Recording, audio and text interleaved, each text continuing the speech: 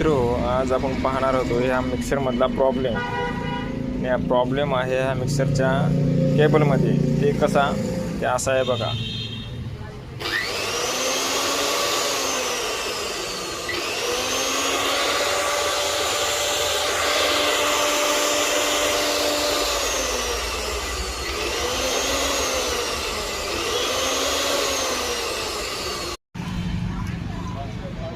नवीन आपण याचं cord change केलेलं आहे आता मिक्सरचं. आता याची टेस्टिंग घेऊया आपण.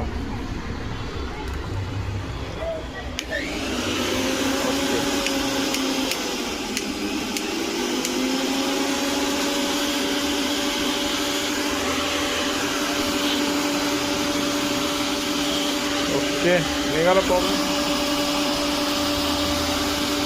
अशा प्रकारे कॉर्डचा प्रॉब्लेम राहतो बघा.